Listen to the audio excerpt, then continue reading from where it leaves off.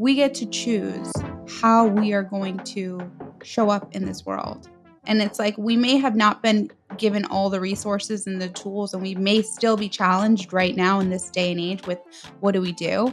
But it's a choice. Every day we get to choose how we're going to reshape our life and how we're going to utilize our past experiences or challenges and tribulations and reshape them and reframe them to push us forward or to stay complacent. Hey, Mile 40 fam. Today's podcast episode is brought to you by the leaders in male grooming at Manscaped. They're helping us spice up the hair care regimen on our heads with something fresh. No, it's not a new razor. It's not ball deodorant. Get ready for the game-changing new Scalp Buffer by Manscaped. Let's break down why you need to add this bad boy to your hair care routine. First things first. Check out these thick silicone bristles. They're 100% antibacterial. No more germs hitching a ride on your head.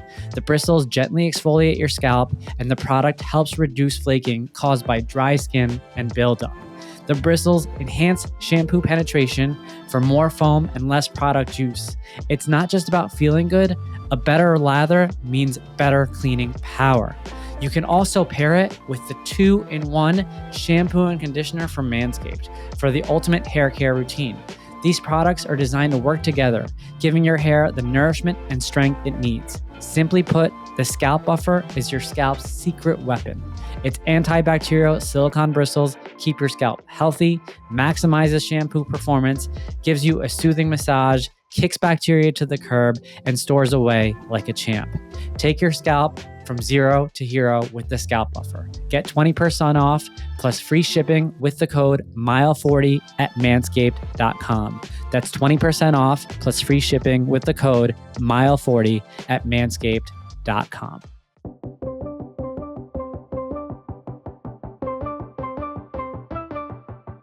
Thank you for tuning in to the Mile 40 podcast.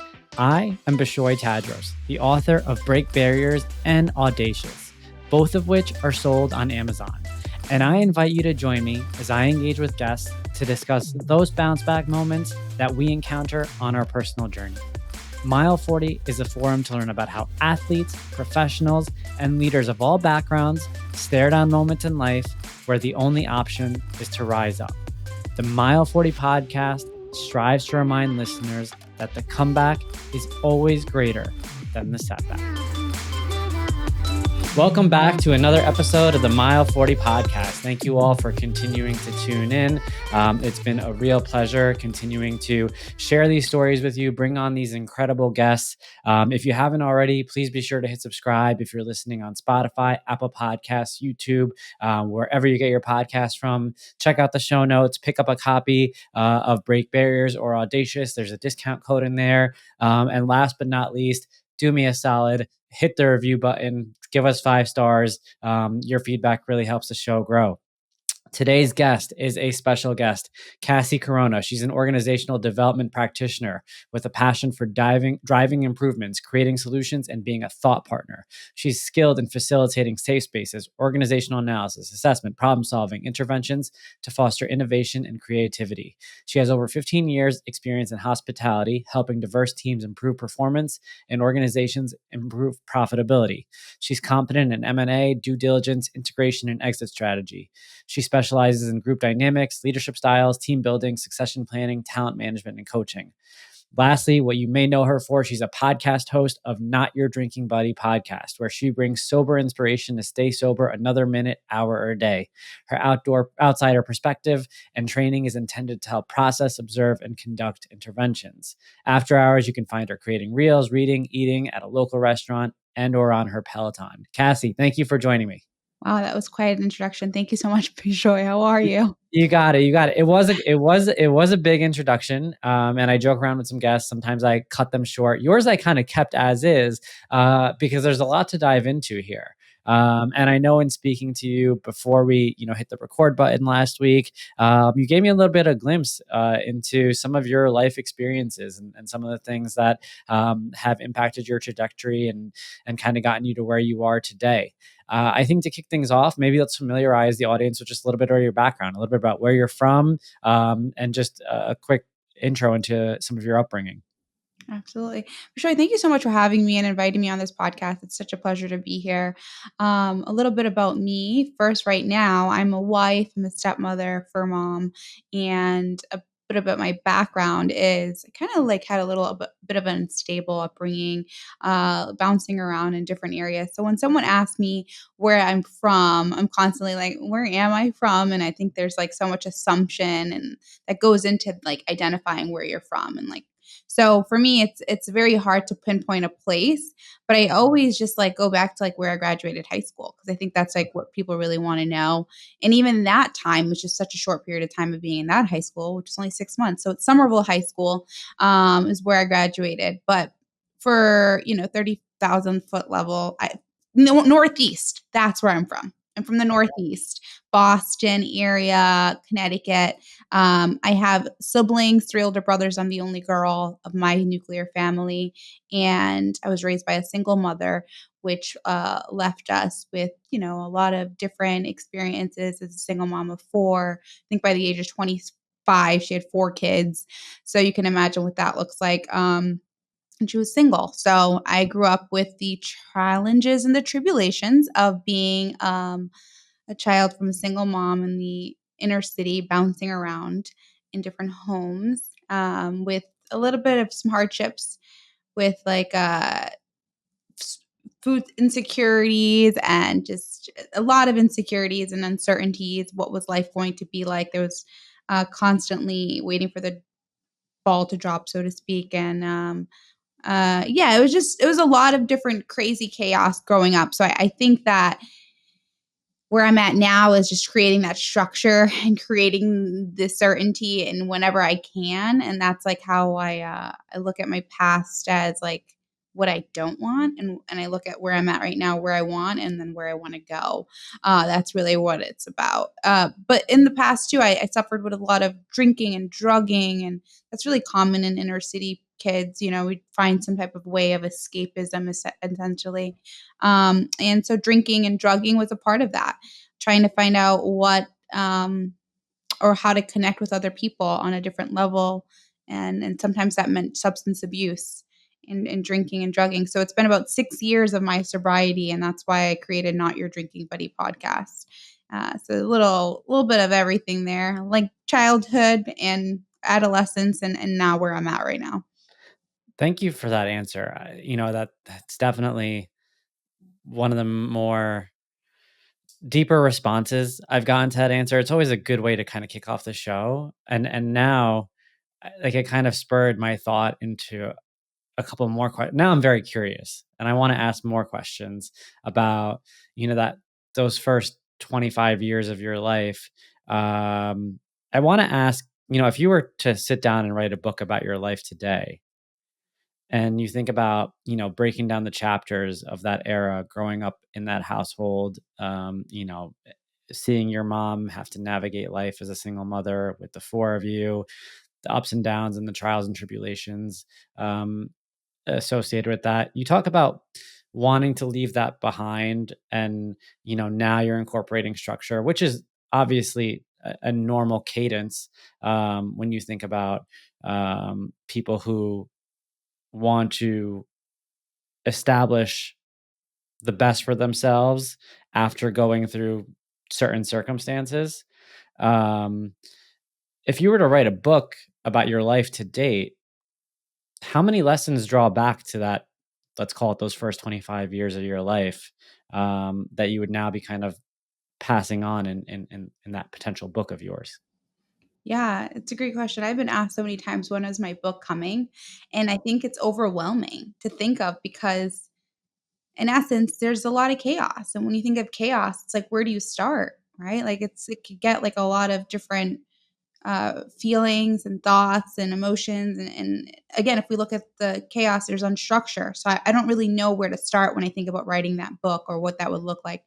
But I will say that it's a choice. I could have either been resentful towards my mother because she had to work two jobs and she wasn't always there and made my brothers raise me, which where they were like having three older fathers that they were not my father, they were my siblings. Or I could have respected and admired her and always thought, now, like, how can I give back? How can I pay her back for everything she did do? I could have been upset, like, why did you bring me into this world when you didn't have the capacity to take care of us in the way that I think that parent should? Or I could say, thank you for bringing me into this world. And I hope that I can make it worthwhile for you as a parent for doing that and struggling for those years. So it's a choice. I think that's the really it's a choice. It's always a choice, and stepping into that power of, like, we get to choose how we are going to show up in this world. And it's like we may have not been given all the resources and the tools, and we may still be challenged right now in this day and age with what do we do? But it's a choice. Every day we get to choose how we're going to reshape our life and how we're going to utilize our past experiences or challenges and tribulations and reshape them and reframe them to push us forward or to stay complacent, I should say. That's a powerful answer, and it sounds like it's the answer from someone who's done the deep work to get there. And I guess my last question around this era is paint a picture for us, right? Like, and I'll give you an example. When I published Break Barriers, my first book, I didn't know what I was doing. And I wanted to take the reader to a place of darkness just to understand where everything started. And so I took them to the doctor's office when I was 4 years old, where I was getting my first spinal tap injection as a pediatric cancer patient. And I painted a picture for them around the the white walls and the bright lights that you see in this room. And as a 4 year old, you think you're essentially walking, into your own funeral, knowing that you're about to get this injection. Um, and that was a picture of despair that I kind of wanted to paint. And given and throughout the book, I talk about the various other moments of chaos in my upbringing. If you had to take us to one place in your childhood where you distinctly remember, whether it was as a young girl, as an adolescent, or even a little bit older, just to kind of give the audience a view of you by yourself during some of your darker childhood moments.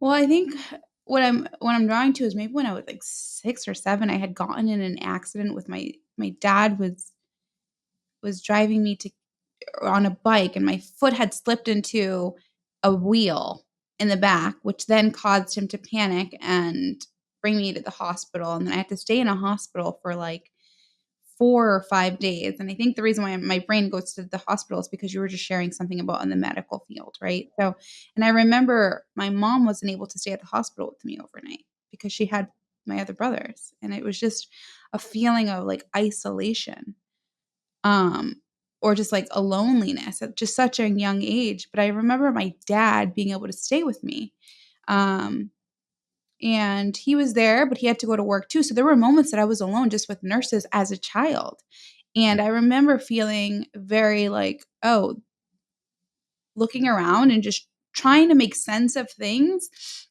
And I remember one vividly, my brothers and my mom came, and we had pizza together, and there was a moment of community and connection with family. But then again, they would leave, and it would just be me and the nurses and the patients in the pediatric unit being treated. And I remember meeting a couple different young kids that were also there alone. Some of them were there for a longer period of time because they were dealing with cancer or and I remember always being so interested in like how they were perceiving their like stay and it was just one of those things that, like, brought like, a sense of understanding, like, "I'm gonna get out of here, and some of you won't be leaving here, because there were some kids that were there that actually had some terminal illnesses, and so, there was just, like, a realization, like, I'm just going through, like, a small like, learning how to walk on this foot again that I just got injured and, like, learning how to heal, and there's an infection and all these things, but looking around and knowing that some of these kids weren't gonna be able to leave, it was just I think that's a good point to just identify, like, being able to sit for a moment and look around and feel those feelings of isolation, but also recognize, like, I get a choice and I have that opportunity to leave, and some of them don't. So it's like this paradox of, like, it's sad, but also empowering, or like there's some hope in it, like inspiration there. So I think there's like some really great Yeah. substance. You're a parent, I'm a parent. Isn't it incredible when you think back, like, you shared your experience, I talked about my experience, how impactful for me as a 4-year-old, for you as a 6 or 7-year-old, those realizations or those moments are, whether they feel like moments of fear, isolation, uncertainty, and how now several decades later, we talk about the books of our lives and where life began. And I'm sure there were some good times sprinkled in for you as there were for me, but we don't forget those moments. And I think that's really profound in a way, especially from the lens of a parent, because now like your child understands, your child is digesting, your child um, is feeling their feelings, when and if, they find themselves in scary situations or lonely situations. And I just, hearing you speak about that made me think about it. And I think it's something that I think you and I could both kind of probably talk about for the rest of the episode if we wanted to. Yeah, I think that I would like to add too, it's that as a parent, step parent, and on aunt to so many different children. I have like 9 different nieces and nephews.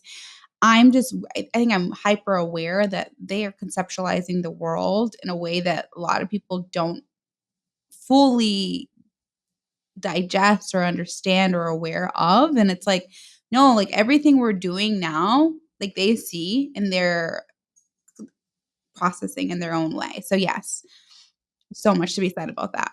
You mentioned your dad took you to the hospital. Was your dad around at that point or throughout your life, or what was his role in your childhood upbringing? So this is my father. The one that I'm mentioning is the father that raised me. Got So if it. we're going to get even a little deeper, I, learned about deceit and lies at a young age. This is the dad that raised me. That was my father. And then at the age of 7 or 8, him and my mother separated. And if I can get through this without crying, I think I have done some healing. But at 7, 8, they separated and he didn't come home. And I was calling him like, why aren't you coming home? And he had told me, I'm not your real father. So at the age of 7 or 8, I learned that like the guy that was my dad is not my dad. He was the guy that was raising me since I was 2. So that was the only dad I knew. Um, and my biological father, I don't have a relationship with. We're estranged. And again, it's a choice, right? Like I could choose to resent him for that, or I could choose to be empowered by that. And I have rest my case with him many times. Like I've always been the person to be like, hey, let's connect. I would love to have a relationship with you, but that just never. That's not what his capacity is. He doesn't have that capacity. And there's no resentment for that. There's just who he is. And I think we all have strengths and weaknesses. And I think his strength is maybe being very like intelligent, but he just doesn't have the emotional intelligence to be a parent. And so he removed himself from that equation. And just so we have the full context as the audience, were the 4 siblings from the same parents? Yes. So Got I have the got it. same father Got it. And as what's my the brothers. what's the age difference between you and your oldest brother? Ooh, like 7 years? 7 years. 7 Got it. years, yeah. So my brothers all knew their father, Mm. and they knew that that was their dad. Our real father is their dad, but I was so young. And, we've had a couple people on this podcast have similar situations. Everybody reacts differently. Some people lash out, some people then kind of act out. And we've had people, end up going to jail and prison and whatnot, just kind of as a way to rebel in the face of this. And I'm sure amongst the 4 of you, there may have been different reactions. Um, where were you amongst the 4? I know you were the baby, but, like, where were you in terms of how once you found out, and you were 7 or 8, you were young. Oh, yeah. No. I cried about I couldn't say this story before until I think I told my dad that I called my dad that raised me. I told him, "You know you did that." And he was kind of like, "No, I didn't." And I was like, "No, you did. I remember being on the phone. I remember where I was standing, and I remember you telling me I'm not your dad." And when I was telling him that, I started crying, and he was like, "I'm so sorry." I'm like, "I don't want you to be sorry. I want you to just know that that happened, and I don't blame you, because if we look at the age and you were young and you didn't know how to treat a child. Like, you didn't know what was the right thing to say to a child or when was the right time to say it. You were using your knowledge at that time, and I just perceived it in a way that was just so hurtful. But I just remember feeling like, "Oh my god,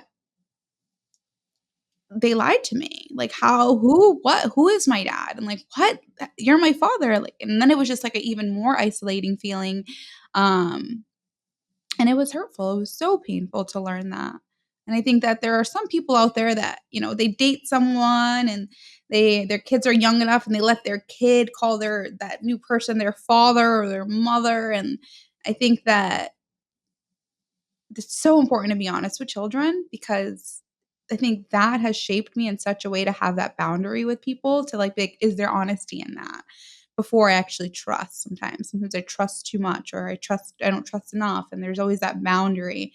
So I think it shaped me in a way to be very analytical and to question things before just assuming that there's, the truth. Yeah, I mean, how long and have you even been able to rebuild trust, right? Like at that point, yeah, I think one of the interesting intersections of where we are right now in this conversation is we hear of stories like this, but unless you're in it, you really can't relate to it. I cannot relate to this. I do not know what this is like. I can't imagine what this is like. I would be terrified and probably emotionally, destroyed after finding it out. And I would take it out on my mother. I would take it out on pretty much anyone who was not in my circumstance at the time. And a part of me wants to ask you about, how you went about rebuilding that trust if you did, and at the same time asking you if you had anybody to lean on. I know you had your brothers, but I don't know if they were even there for you in that capacity or not. Can you tell us a little bit about that? Yeah, culturally, I'm Latina. I'm Puerto Rican and Cuban, so I'm a Caribbean girl.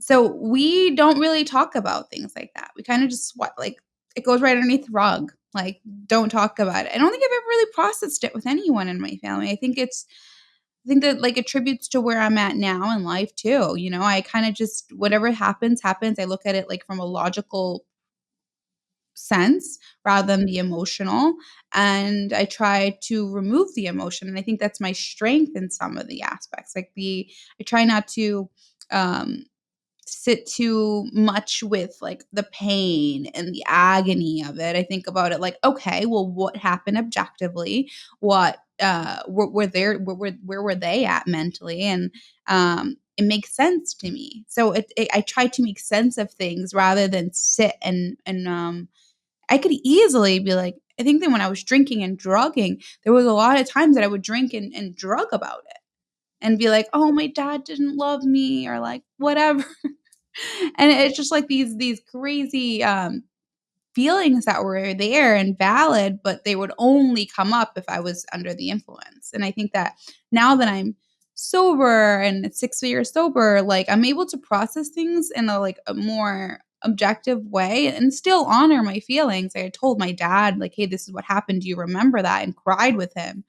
And he felt so bad, but like, what is that gonna, for me, it's like, what is that, how is that serving me right now? And how do I build off of that? Like, Yeah.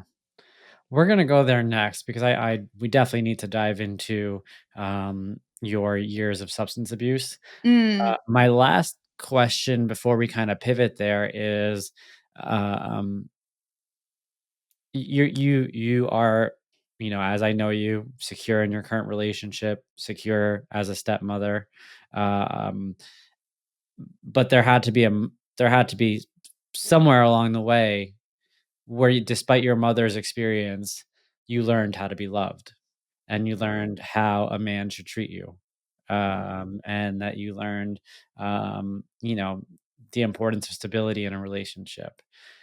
And I imagine that probably came later in life. I don't know. But, that's kind of where I want to ask you before we move into talking about your experience with substance abuse.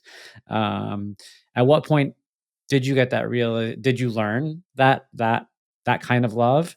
Um, and did it take its natural course? Meaning, like, were you frustrated that it may have taken you longer because of the fact that, you had to go through what you went through? I think I'm hearing your question, and I am gonna answer it to the best of my ability. Um, when it comes to love and relationships and, like, the path to find the partner that I have now and being in a stable relationship, it was such a learning curve for me because I didn't see that growing up. I seen domestic abuse, I seen, infidelity, I've seen constant, insecurities and, oh my gosh, I saw toxic relationships my whole life. I didn't know what a secure relationship was. So there was a learning curve and fearing like, "Oh, as a woman, am I giving up my identity? Am I being, manipulated? Is this person trying to control me?" Because, a healthy relationship looks like 2 people that come together to learn, uh how they want to move together in the world. And sometimes that means compromising. Sometimes that means, letting your guard down. And over time, like, it was a learning curve to learn how to love and to be in a healthy relationship. The past, I mean, being in substance abuse, I didn't know what love was, what it looked like. I thought, like, love was abuse. I thought love was manipulation. I thought love was, um anything but healthy. I thought that's what love was and what relationships were, that Bonnie and Clyde, it's you and me against the world mindset. Like, what? That's not healthy. That's not gonna serve anyone. And so for me, now I'm in a relationship where it's just peace and it's scary and it's uncomfortable because I don't know what peace is. So sometimes I find myself like, I just want to be toxic today.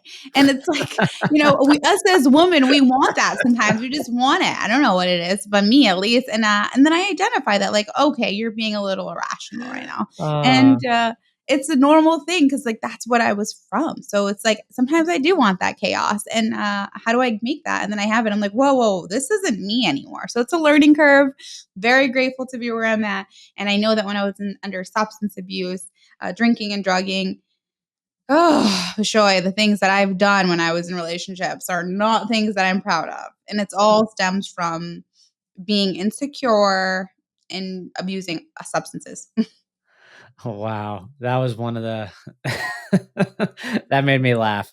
I'm sure there's a lot of guys out there listening to this show who the minute you said that were like, "Oh, it's real." They really do think like that. Yeah, So we do. We're yeah, like, you know what? We're gonna be a little toxic today. Like, they'll be a little petty, but like got we know that if they have heightened sense of awareness, they know that they shouldn't be doing that. got it, got it. No, thank you. Thank you for walking us through that.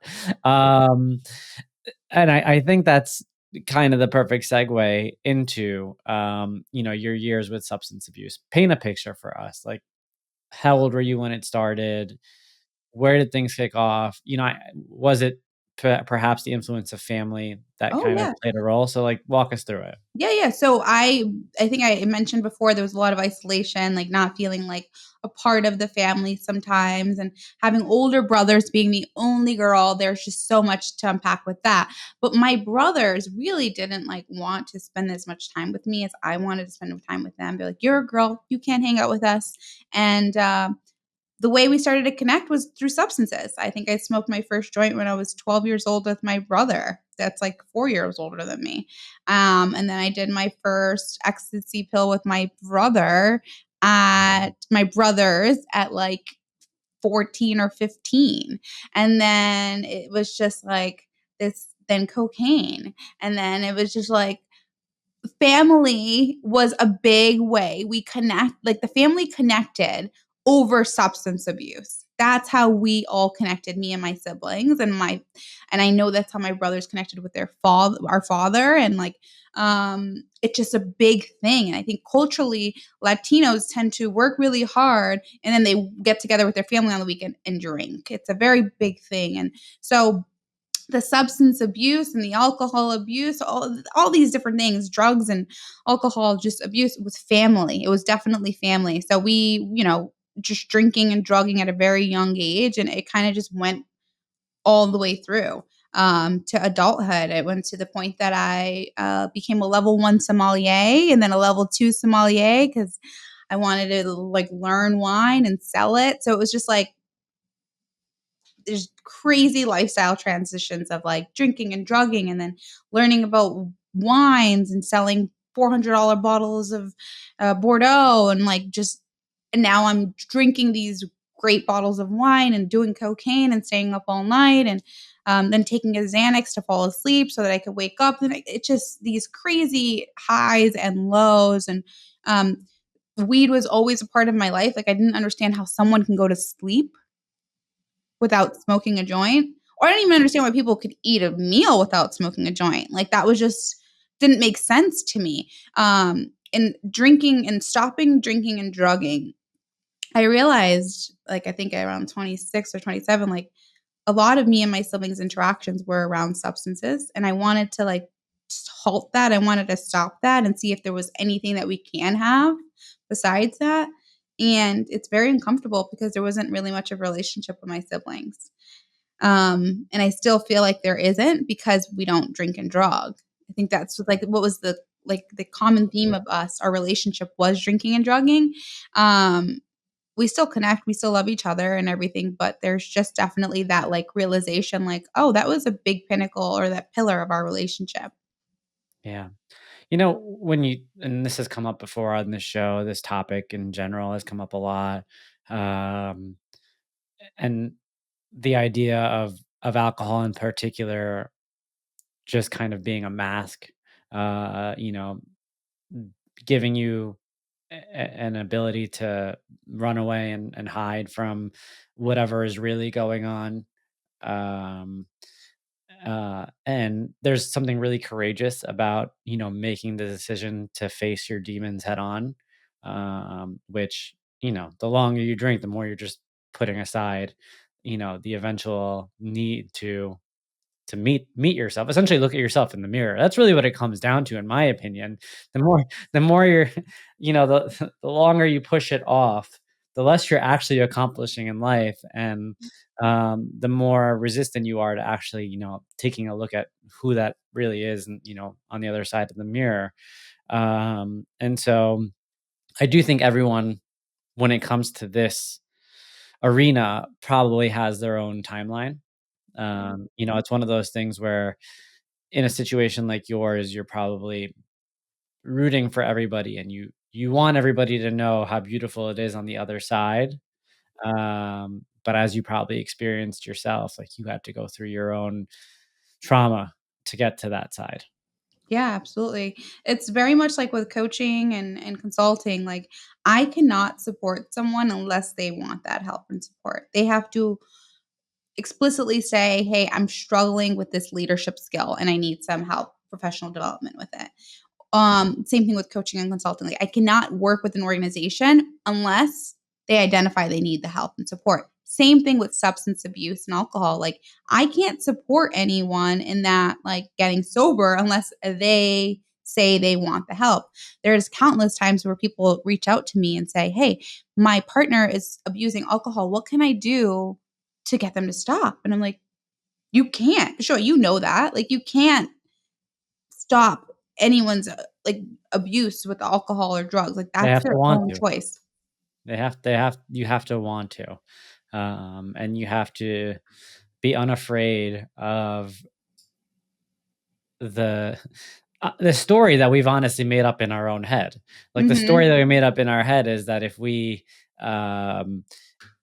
stop the alcohol and or the drugs, like, our social lives might collapse, or that, like, our friendship circles might collapse, or that our our power might collapse because at the end of the day, like being under the influence does give you a little bit of power. It's kind of made up, but it's what you made up in your head, around your ability um, to execute under the influence, whatever execute means to whoever it is. Um, and so there's definitely that fear that people need to overcome, and it's scary. And I mean, I've repeated this story many a times on the podcast, so I won't repeat it with regards to my journey. But what I will say is, it only took me a couple of months to realize that I didn't lose anything once I stopped drinking. And if anything, I gained. But there was definitely a fear at the very beginning, let's call it a couple of days, a couple of weeks, where I was unsure that if I gave up drinking entirely, if my entire social life was going to collapse. And it didn't. And in fact, like it again made me more clear about who I needed to have around me. And so that was one of the learnings that I personally had, and I totally get it. You had mentioned to me before, we recorded, that you worked in Vegas for a bit, right? Yeah, yeah. I lived in Vegas and I worked in Vegas. And I want to just add to what you said, the whole like losing people. I will challenge that and say, like, you will lose people. You will lose a part of your identity and you will recreate a new one and you will create stronger, meaningful relationships and a stronger personal identity. Like, that's what I'm going to add to it. I did live in Vegas for about 3 years, and that was a wild time. I don't even can't believe how I survived. I don't know how I survived. I don't. There was a moment where I woke up in my car in the garage, the car still running and the garage door open. So that's just to say that like I knew I had to get home, but when I got home, I was like gone. So, but then I also take it a step further and I'm like, if I would have closed the door, I wouldn't be here. The garage door. Like there are these crazy wow moments that like I know how some people die because of alcohol abuse. It doesn't only have to be like a crash, car crash. It could be something as simple as like your brain just shuts off when you get home and you shut your garage door and your car's still running. Yeah. How long were you in Vegas? 3 years. Yeah. I mean, yeah, I can't imagine. I can't. I mean, I haven't been to Vegas in a long time, but I remember when I, was in that era of my life. Even when I was drinking, I couldn't handle more than 36 hours in Vegas. So I could, I think that's why I got sober. I did 3 years in Vegas. I was like, whoa, I think I yeah, did too long in Vegas, honestly. yeah. So I can't imagine. But no, I mean, you mentioned the story about the garage, but anything else around that period that you want to share? Oh, yeah. I was also a big gambler. Oh, I okay. was a big gambler at that time. So sorry about that. Oh, I was a big gambler. I worked in like different restaurant groups. Like I worked at Mandalay Bay, and then I worked in like a restaurant at Steakhouse, and I was bartender, but I also made a lot of good money. And then I would go gamble it all, and then I would, it was just crazy lifestyle. Um, and I put myself in a lot of scary positions, but I survived, and I want to go back to Vegas one day and repurpose it, make a different journey, like go there, maybe go to the like spa and enjoy the pools and go to a show and not like stay up for 3 days on a bender. yeah, yeah. That's where I'm at now. I wanna do Vegas that way now, which is Yeah, like which go is to a nice. wild when you think about it, right? When you think about, you thought you were doing it the only way Vegas should have been done back then, Yeah. and it only led to your point. Like, I've had some crazy experiences while I was out there. I remember being like 25, 26, and, being as drunk as I've ever been, and regretting it for months after that. Um, Yeah, it's uh, crazy. I met yeah. some really cool people while I was in Vegas too, like, some really cool artists and Okay. hung out with some really cool, gnarly people, and it's just, like, a different life, And, I'm really grateful for the experience, a little embarrassed by it too, Mhm. but that was part of my journey, and I wanted to go to Vegas because I knew that the cost of living was so low and you can make so much money, and that's why I did it. But then I gambled it all away. Yeah. No, I think it's important context too when you think about your story from that 30,000-foot lens, right? And what you're doing now. Like you were in the thick of it. Like personally as a child, going through the adversity that you face from a personal level, right? And then you put yourself, yeah, like Vegas is cheaper and a good cost of living, but you're also like very easily thrown into a pit, like, if you don't watch out, like, in a place like Vegas, right? Especially if you're on the Strip, spending a good portion of your time on the Strip. I remember, like, the first time going back to Vegas sober and just looking around and, like, seeing people walk around. This is gonna sound a little judgmental, but you just felt like there was no there was no soul. Like, people were just zombies. And, look, at one point, that was probably me, but it does give you a lot of perspective, into, um, both sides of the coin. Yeah, And people are weird, man. People are weird. We're weird, right? We're weird people, and like yeah, when you add alcohol or drugs, we're even more weird. Like, and you look at gambling. When I sit at a table now, like, because now I gamble here and there, but more just for yeah, fun. My husband has yeah. taught me that it's for fun, and like I don't need to, you know, I don't need to like put this whole pressure of like, oh, I'm gonna win. Like, it's just for fun. And now I go and I sit at these tables, and And you meet the other people, And and I'm you're like, just these like, people have like weird flitches and twitches, and they're like really in it. I'm like, okay, this is not where I need to be. Like, I need to get away from this. This is like, people are weird. yeah, yeah. Oh, man. Ah, boy, But bringing me yeah, back. I'm grateful for the experience of Vegas. Vegas was something that like definitely helped me with my sobriety and allowed me to like really indulge in life in another way. Because this topic has come up so much, on the show, right? And I think you would agree with me that the experience is so personal, and I think once you go through it and come out on the other side, the intent is generally positive. It's like, I wanna help other people. I don't wanna change other people. If people don't wanna change, I don't wanna change them, and I also don't wanna judge anybody, and it's not my intent to suggest that, if you're drinking or doing drugs that, your life is over, or that but at the same time, um when you think about, like, your podcast, and when you think about the fact that, like, now this is, like, the 5th or 6th time this topic has come up on this podcast, um, you wanna deliver it in a way that's, like, lighthearted and also, um, open to dialogue, right? Where it's like, and how do you go about that? When you think about the premise of your show, and you think about your experiences and the people that have come across, reaching out to you and asking for help, how do you go about that? I think it all starts with relatability, but I'd love to hear your take. Yeah, for me, like my podcast especially, it's all sober inspiration. So the whole idea is to bring inspiration to stay sober another minute, hour, or day. And I try not to get so involved in other people's sobriety because I have, and that's very hurtful. And it could be like a lot of triggers in that in its own sense, because you're like, why? Or maybe I could do. And I personally just live my life and I lead my life in a way that encompasses being authentic, raw, and allows for my sobriety to shine through.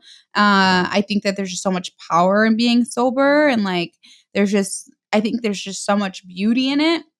And I also understand that some people, look at people that are sober and feel intimidated or feel judgy. I've lost friends from it. I've like all like there's just so many layers to it. Mhm. I'm not sure if I'm answering your question, but it's just being No, you are. authentic, raw, and living my life in a way that's going to show people that there's a possibility. Big thing of mine with sober travel too, like teaching people that you could travel sober. Like my whole life before this was like traveling to get blacked out in a new hotel room. Like what? Or like bar or club. Like it was different places, different faces, same situation. It was very redundant. And I think if we look at life in some ways, it could be that way for so many, and people are okay with that. I'm not. I want to challenge it. I want to challenge the status quo. I want to see how we could push and drive different ways of living. And it's like when I'm doing the same thing in a different state or country, this is like crazy. What are we doing? Yeah. Yeah. No, I mean, that's just one example. But it's like the definition of insanity, right? Yeah, Like that's what I wanted to it say. and that's a part of it. And like we both did it. I did it. You did it. A lot of people do it, right? Like the expectation is this hotel bar is going to be a different experience than that hotel bar. Or, like this casino is going to be a different experience than that casino. Or this sporting event is going to be a different experience than the last sporting event, even though like you are taking and indulging in the same exact substances that make you feel and think the same exact way. And um yeah, I mean, like, again, it takes a lot to get to that realization, and, um, everyone has their own path and their journey to get there. I wanna ask you now in the context of your current relationship, um, how your partner, if he played a role or if he's been playing a continuing role. I mean, you mentioned, how he helped you reframe gambling. Yeah. If he plays a continued role, with regards to this part of your journey. Yeah, my husband was a big proponent for me getting sober. There was a lot of take crazy toxic behavior that I was portraying, and I kind of was like, "This is me. This is who you met. Like, if you don't like it, you don't need to be with me." Like, I'm not changing for anyone. I work hard and I drink and I smoke and I do drugs. Who cares? Um, and for him, it was like, this is not sustainable. And I couldn't even understand what that meant. You do you mean this is not sustainable? Like, what does that like? And now with a fresh lens and a clear head, I get it. He was saying, like, I won't be with you for long if this is who you are. And I was okay with that at the moment. But I got challenged by a friend to do sober September. And I ended up like doing it. And I realized how like clean I felt and how like motivated and determined and my relationship improved and I just like kept rolling with it. I didn't think I had a problem. I never thought I had a problem. It was just a challenge of like get sober for sober September, and then I just kept going, and it's been 6 years. And with deeper reflection and analysis, I'm like, oh, there was a problem there, because even when I would get upset or frustrated in the first couple of years, I would want to drink or drug badly. Yeah. Like, Was he sober? no. No, okay. No. He My just had husband a drinks. more he does not drink or does He drink? does. He has, like, a glass of Okay. wine, and he's normal. He's a normie. So he just had it more under control. Oh, yeah, he's a normie. He's not like me, where I'm like, bottle shots, need to keep going. Got it, got it. Yeah, and I mean, I just think it's always awesome to dive into the dynamics of, like, how partners work together, especially when it comes to, um, this element. Like, when my wife and I have known each other forever, and we dated 3 times, and with everyone on this podcast, they've heard that story too. But we used to go out a lot, and, like, when we used to say we had really good drunk chemistry. That was like one of the things that, like, when we go out, like, we talk to everybody would love us as a couple, and we'd have a lot of fun. And this ranges from like my like just out of college years into like my older 20s and my 30s. Like we always had this dynamic. And then as we've gotten older and then, gotten married and settled down, and I love the term normie. I'd say she's a normie. Mhm. Um, and I decided to go down this route. It's been huge for me having her as being someone who, despite the fact that, again, we always talked about this quote unquote drunk chemistry, there was no love lost. Like once I decided to kind of go down this route. And that was Aw, really that's cool to see. beautiful. That's Yeah. same with me and Peter. We are still the same. It was No, I don't resent him for being able to have a drink.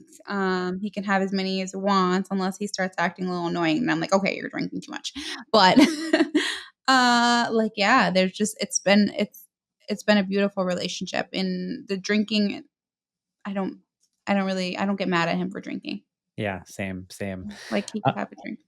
Cassie, I feel like you and I could talk forever, and I want to make sure that we hit on some of the things that are important for you. We touched on the Yeah. podcast a little bit, so let's talk a little bit more around the birth of the podcast. Why you created it, and some of your goals around the show. Yeah, so Not Your Drinking Buddy podcast, I named it Not Your Drinking Buddy because I feel like my biological father, looks at my brothers as his drinking buddy rather than, like, they're his son. So I'm like, "Not your drinking buddy." But, um, I created Not Your Drinking Buddy because I wanted to keep bringing sober inspiration to people in a platform, and I'll also highlighting people with long-term sobriety. So I was always like, initially it was like 2 years plus you could be on the podcast. Anything under 2 years sober, wait till you're 2 years and then I can interview you on here. So now I'm like realizing like, hey, I should open it up. Somebody had told me, hey, why don't you bring people that are active in drinking to bring on their stories of what they've been doing drinking. And I'm like, I don't know if it's aligned with Not Your Drinking Buddy. So I'm still like trying to figure it out. It's been 3 years or two and a half years of me recording and producing, but I don't have a real clear goal on why I'm doing it except for my own contribution and service to people. It's not like I'm trying to monetize it or mass produce it. It's just more so like a little passion project. And that's fine. And look, I mean, I kind of have well, the audience should know. Cassie and I came together because we both have the same audio editor. Shout out to Peter if he listens. Yes. He's going to be listening to this because he's going to edit this episode. Yes. So shout out to Peter for that. And that's how you and I got to know each other.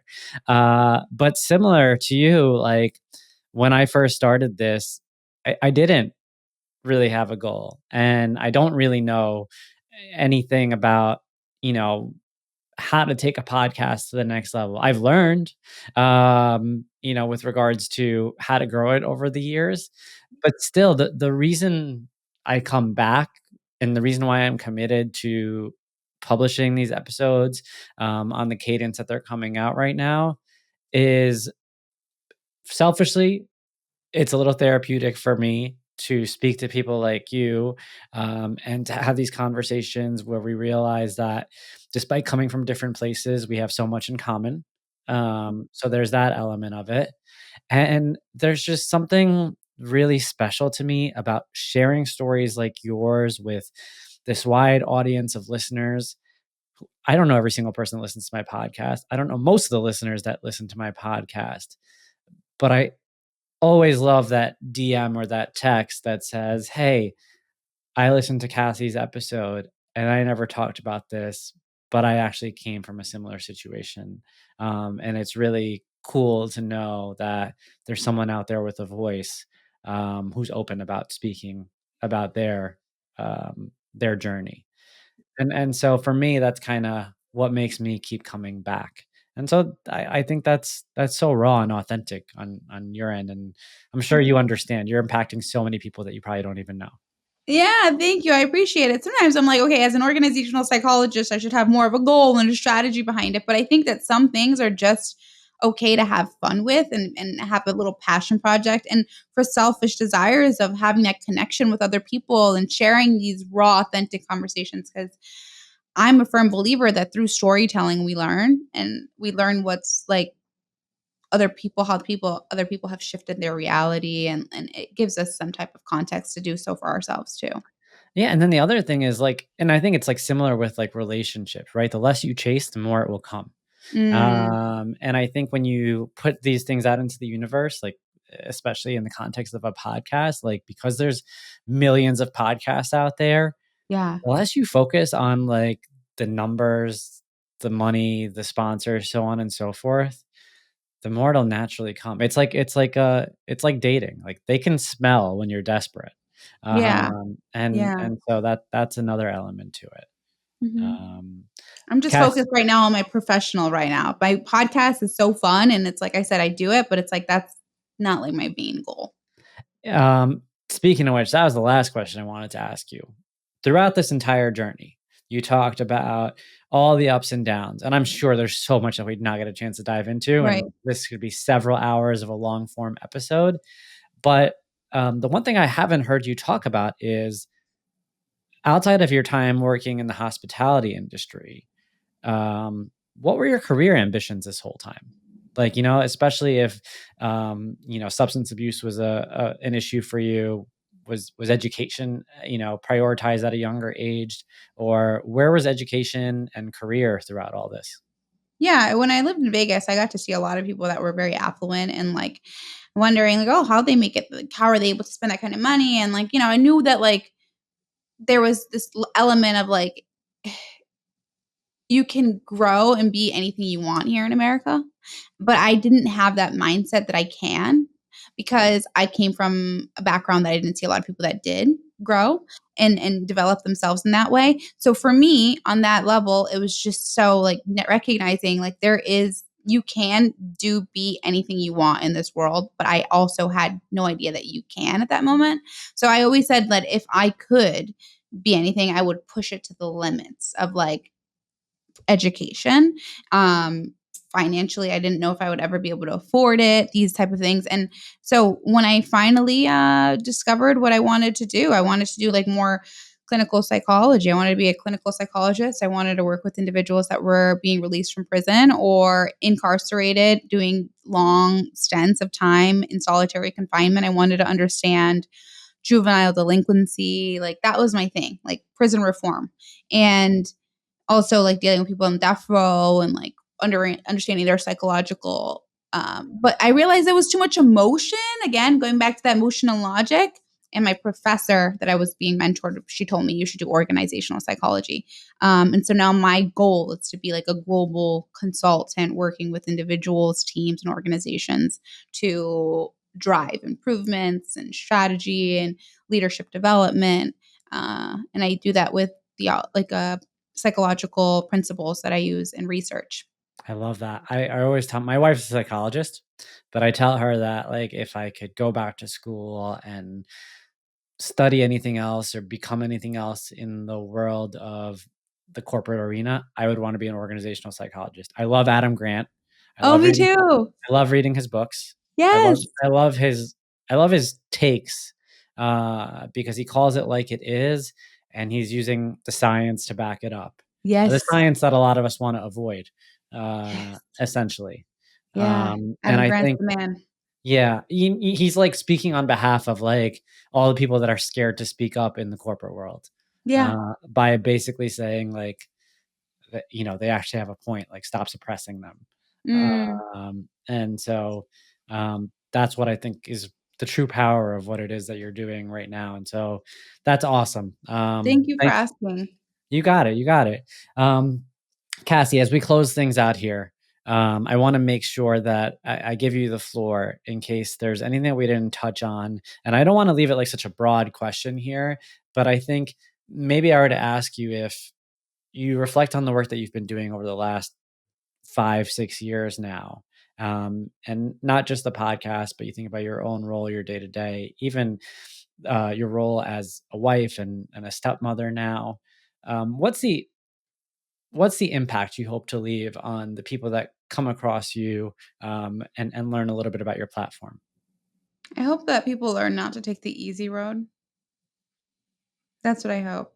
I hope people learn, like, they can learn from me that, like, you can have anything you want, and you might be given one thing that may seem easy, but still take the hard road if you can, because you're gonna learn so much from you about yourself, and you're going to, um, challenge your own identity, and you're gonna grow in a way that's going to be exponential, and it might seem like you're not chipping away at what you want to get done, but just keep going.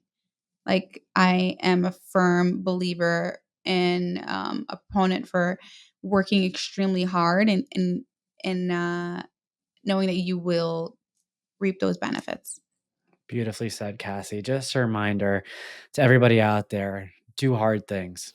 Don't be afraid because there's a direct correlation between doing hard things and the potential that you'll see released on the other side. And I want to thank you for coming on. Thank you for letting us in on your life, for being open, honest, authentic, raw, and really kind of letting us know that it's okay to take a step back, reflect on our past, and to build our future.